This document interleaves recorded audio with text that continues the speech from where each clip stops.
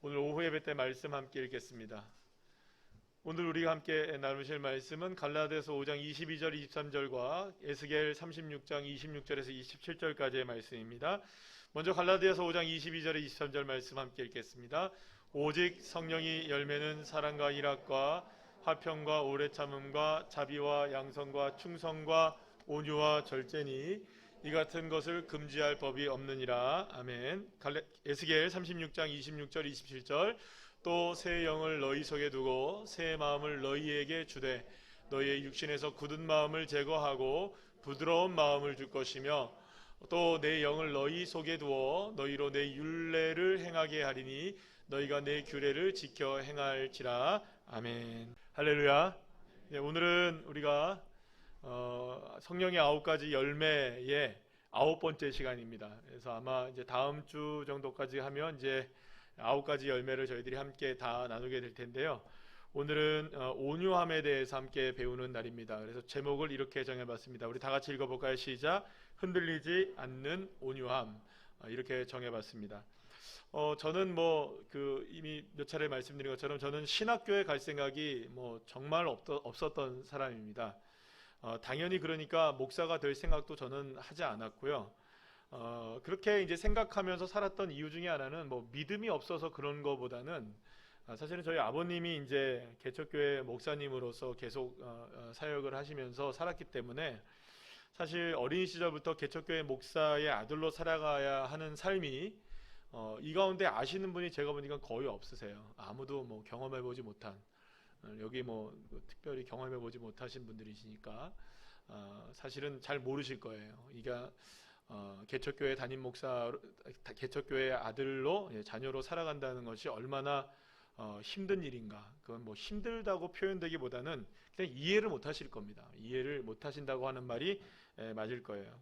그냥 그랬습니다. 그러니까 뭐냐 하면 제가 신학교를 가게 되고 또 제가 목사가 된다는 것은 마치 제 인생이 저희 아버님처럼 살아야 된다라는 생각을 하고 있었던 거예요.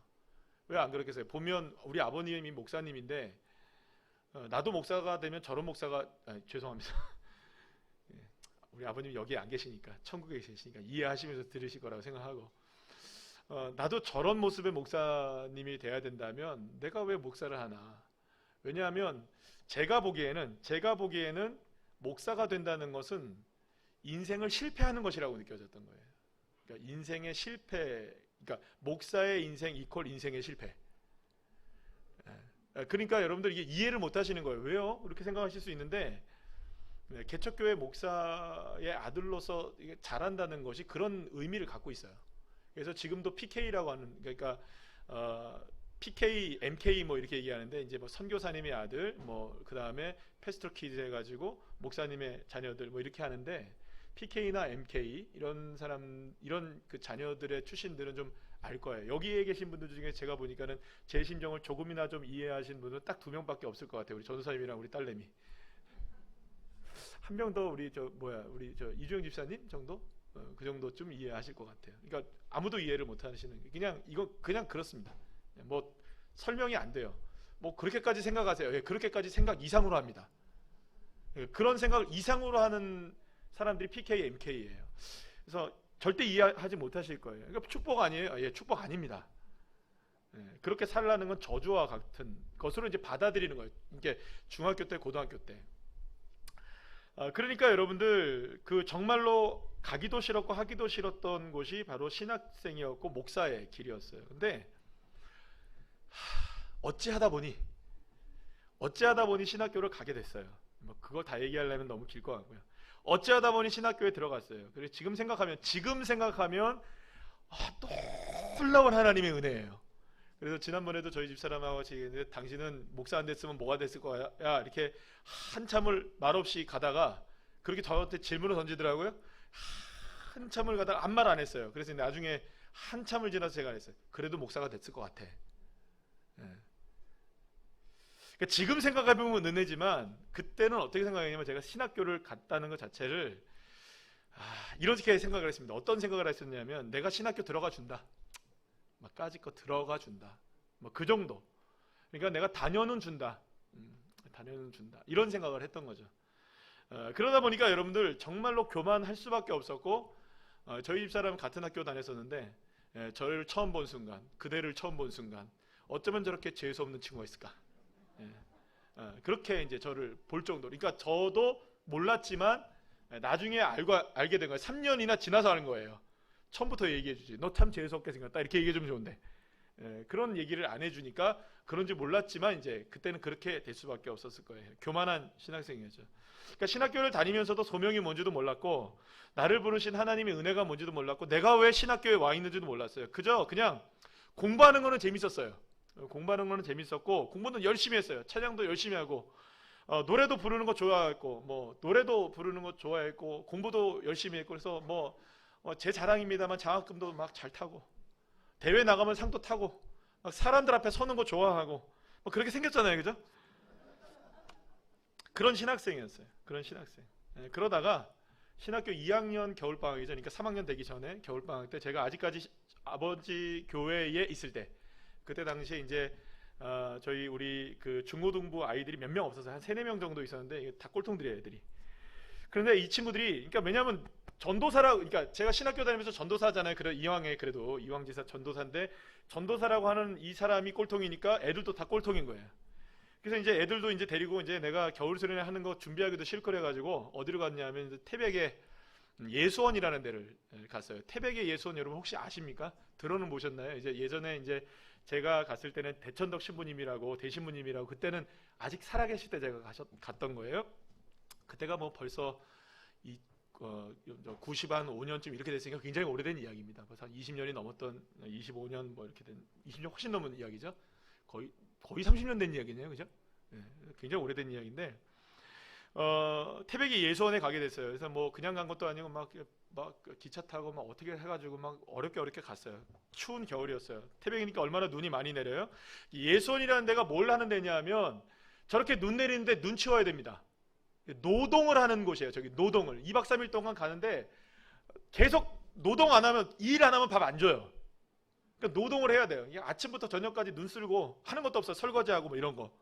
그러면서 이제 나가서 이제 말씀 듣고 예배 드리고 뭐 이런 시간을 하는 거예요. 근데 눈 치우고 노동하며 예배를 드리면서 뭔가 모를 하나님의 은혜를 제가 저 분위기 속에 느끼기 시작했던 거예요. 그리고 둘째 날 저녁에 마지막 밤에 이제 기도를 하기 위해서 저 기도실에 들어갔어요. 저게 이제 소기도실인데 아주 이제 그 분위기가 묘한 곳이에요. 우리 아침에 이제 얘기했던 걸로 하면 약간 이판의 세상 같은 약간 분위기가 막 그런 느낌이 있는 침묵 기도예요. 그러니까 이 예수원은 10시만 되면은 침묵을 해야 돼요. 무조건. 실내에서는 절대 침묵을 해야 돼요. 그리고 밖에 나가면 부르짖어 기도를 할 수 있어요. 그런 기도실이 있어요. 근데 대부분 침묵을 합니다. 근데 기도를 시작했어요. 뭐 그래도 갔으니까 좀 기도를 해야 될 것 같아서 한 10시쯤 돼서 밤에 이제 침묵 기도해야겠다 싶어서 촛불이 켜진 저 작은 소 기도실에 촛불 하나가 다 켜져 있어요. 그래서 거기서 이제 침묵 기도를 하기 시작했어요. 그런데 침묵 기도 하는데 한 20-30분 정도가 지났을 무렵에 그냥 알 수 없이 눈물이 그냥 뚝뚝뚝뚝 떨어지는 거예요. 알 수 없는 눈물이 그냥 뚝뚝뚝뚝 떨어지면서 멈추려야 그냥 멈춰지지 않는 그런 눈물이 막 흐르기 시작했어요. 사랑하시는 주님이 저를 사랑하셔서 그날 밤에 저를 태백에서 만나주시는 거였어요. 그 시간에 제가 나를 얼마나 주님이 사랑하시는지, 그리고 나를 위해서 십자가에 달리신 예수님의 은혜가 얼마나 놀라운 은혜인지, 그리고 내 죄가 막 보이기 시작하는 거예요. 얼마나 더러운 죄인지. 내가 신학교를 다니면서도 이런 사람이었구나. 내가 이런 모습이었구나. 내가 지금까지 뭐 하나님 말씀 배운다고 하면서 신학을 배운다고 하면서 내가 신학생이 아니었구나. 거의 뭐 세상 사람과 똑같았구나. 그러니까 나를 택하여서 하나님의 자녀로 삼아주신 하나님의 은혜가 너무 감사해서 그냥 침묵하는데 펑펑펑펑 울었어요. 나중에 한 1시간 정도 지나가지고 막 떼굴떼굴 구르면서 막 울고 있는데 뒤에 보니까 어떤 사람이 저를 이렇게 쳐다보고 있더라고요. 그분도 침묵 기도하는데 저를 계속 보고 있었던 거예요. 막 다 범벅이 돼가지고 난리가 나는데 그분이 난 지금도 누군지 몰라요. 뭐 거기 오셨던 분 중에 한 분이겠죠. 아마 굉장히 좋은 쇼를 보셨. 막 떼굴떼굴 구르고 막 울고 막 난리가 났으니까. 주님의 은혜와 감격과 회개와 감사, 감격이 그날 저녁에 저한테 퍼포스처럼 막 끊이지 않고 1시간이 넘는 시간 동안에 저에게 흘러 넘쳤습니다. 그래도 명목상의 이 신학생이었잖아요. 그래서 신학생이었잖아요. 전도사라고 불려지기도 했고요. 근데 단 한 번도 제가 느껴보지 못했던 하나님의 놀라운 구원의 은혜를 그 시간 주님의 은혜 가운데 정복을 당했습니다. 제가 완전히 정복을 당한 거죠. 그리고 내가 왜 신학교에 오게 되었는지, 왜 내가 공부를 해야 되는지, 왜 내가 목사가 되어야 되는지, 왜 내가 이 길을 가야 하는 것인지에 대해서 주님이 그 이유를 한 가지 알려주셨어요. 딱 한 가지였습니다. 예수님이 나를 사랑하시니까. 예수님이 나를 사랑하신다는 그 한 가지 때문에 내가 이 길을 지금 가고 있는 거구나. 그럼 저는 완전히 주님 앞에 이렇게 정복당했던 것이죠. 교만해서 자기 마음대로 생각하며 살았던 신학생이 이제 본격적으로 주님의 사람으로 조금씩 거듭나기 시작했고, 그제서야 저희 집사람을 만났어요. 그 해에. 같은 학교에 있었는데도. 그리고 그 해 겨울방학에 또 저희 집사람과 함께 그때 함께 수련회를 가가지고 또 엄청난 은혜를 받고, 그래서 이제 깨지기 시작하고 더 하나님의 은혜 가운데 살기 시작하면서, 아, 이건 정말로 주님이 아니시면 나를 변화시키신 게 아니구나. 주님이 나를 변화시켜야 되는구나. 내가 하는 게 아니구나. 정말 주님이 나를 다스리셔야 되고, 할렐루야. 주님이 나를 만나 주셔야 되고, 주님이 나를 꺾으셔야 하는구나. 이 고집스러운 모습들을 꺾으셔야 되는, 오직 성령이 아니시면 내가 변화될 수 없고, 주님의 은혜가 아니면 다스려질 수 없고, 길들여질 수 없는 야생마와 같은 내 인생, 잘났다고 생각했고 교만하다고 뭐 신학교나 그러면 다녀주지 뭐 이렇게 정도로 생각했던 인생이, 하나님이 나를 찾아오셔서 내 길을 꺾어주시고 내 마음을 만져주시고 나를 변화시켜 주셨던 것입니다. 사랑하는 여러분, 이게 성령의 은혜인 줄 믿으시길 바랍니다. 주님이 나를 꺾어주시는 거죠. 그런데 바로 이것이 바로 온유입니다. 성령의 9가지 열매 가운데 우리가 8번째 온유에 대해서 우리가 배우는데요. 온유하다는 말, 프라우스라는 이 헬라어의 단어는 유순하다, 온화하다, 부드럽다는 말이에요. 그래서 누군가를 온유하다라고 얘기할 때 그 사람은 유순하고 다정하고 인내심 많고 순종적인 사람을 가리킬 때 쓰는 말입니다. 그런데 이 온유하다는 말이 단순하게 성경으로 쓰일 때 뭐 마음이 착하거나 행동이 유순한 사람을 말하는 게 아니라, 성경에서는 어떤 의미로 쓰느냐, 진정제, 산들바람, 길들여진 망아지, 이런 의미로 쓰인다는 거예요. 그렇기 때문에 온유하다라는 말을 성경에서 누군가를 쓸 때에 그것은 어떤 의미를 갖고 있느냐, 어떤 힘에 제어되어서 겸손하게 만들어진 상태를 이야기하는 거예요. 길들여지지 않은 말은 엉망진창이 되는 겁니다. 여러분, 길들여지지 않은 말을 누가 탈 수 있겠어요? 여러분, 태풍 같은 바람은 우리에게 유익이 뭐 될 수는 있겠지만 우리를 시원하게 하는 게 아니라 우리를 공포스럽게 만듭니다. 그런데 제어된 바람, 산들바람, 시원한 바람. 산들바람은 시원한 바람 맞나요? 우리를 상쾌하게 하는 바람 맞나요? 제어된 바람을 이야기해요. 그래서 온유하면은 반드시 어떤 과정이 거쳐지게 되냐면, 따라합시다. 길들여지는 과정, 제어되는 과정, 이게 반드시 경험되어지는 거예요. 그렇다면 길들여지는 게 뭘까요? 길들여지는 게 뭘까요? 내 생각과 내 자아가 깨어져 버리는 거예요. 오늘 보면 에스겔 36절 말씀 우리 한번 다 같이 읽어볼까요? 26절 27절 시작.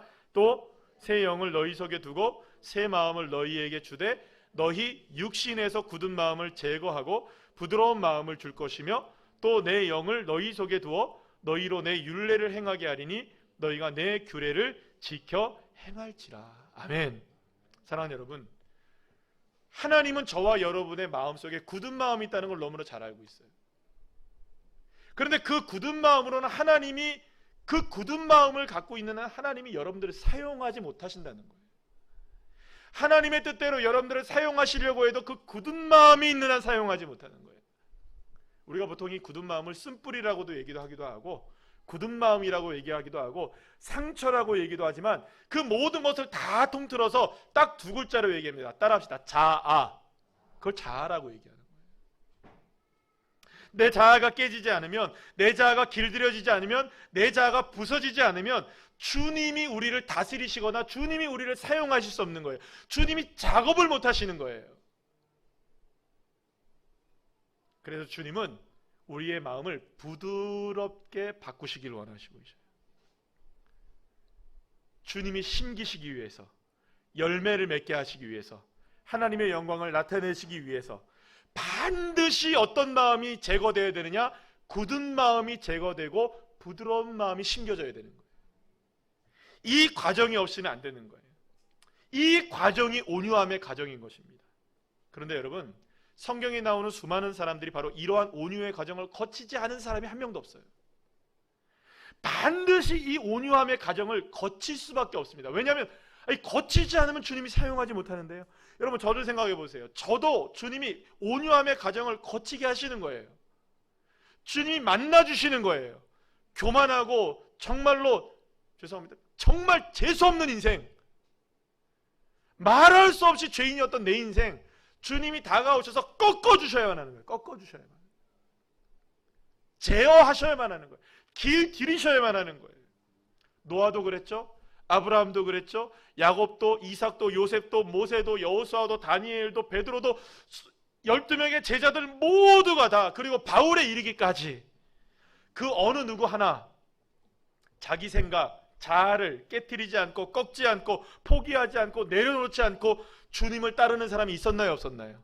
아무도 없었어요. 내가 따라주지, 내가 나와주지, 내가 교회 생활해주지, 예수님 믿어주지, 그거 신앙 아닙니다, 여러분. 그렇게 믿는 것은 신앙이 아니에요.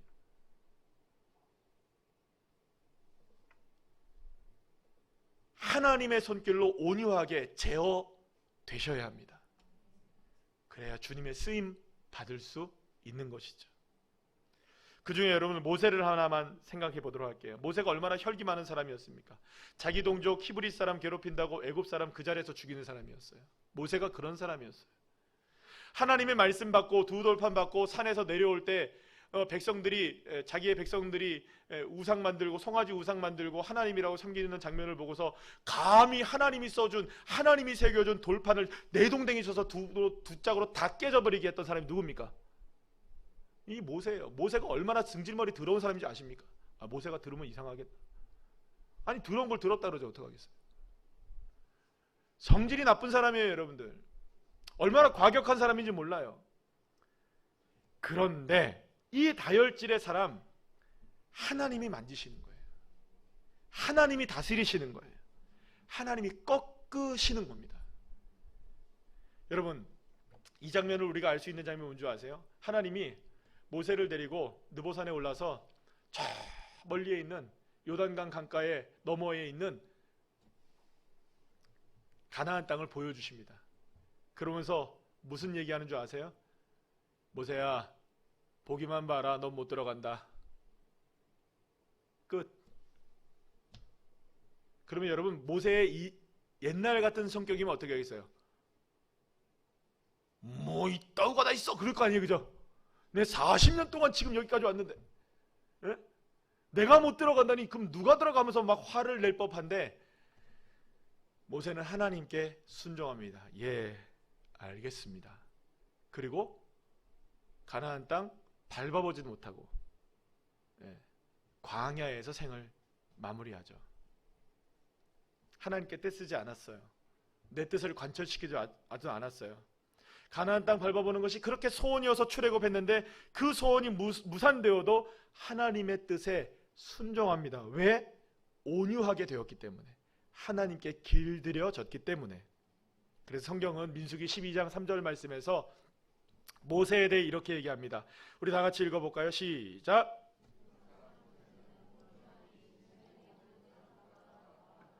아멘. 그렇다면 여러분, 온유함은 무엇일까요? 길들여지는 거잖아요. 절정은 예수님께서 나타납니다.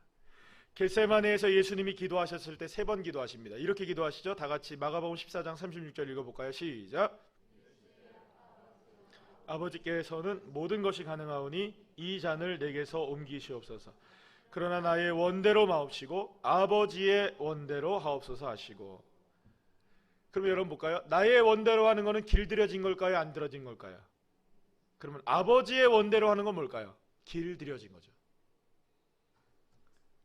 주님은 십자가 앞에서 처절하게 자기를 버리고 계셨습니다. 자아를 깨트리고 계셨던 거예요.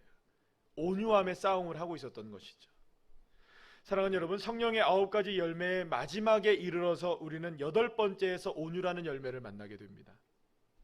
그만큼 사실 이 온유가 신앙생활에 있어서 가장 치열한 싸움으로 얻어지는 열매라는 것을 우리에게 말씀해 주는 것이라고 할 수가 있습니다. 그러나 여러분, 한 번만 길들여지시면 됩니다. 그러면 계속해서 길들여지게 됩니다. 한 번만 제어당하시면 됩니다. 그러면 주님이 계속 우리를 제어해 주십니다.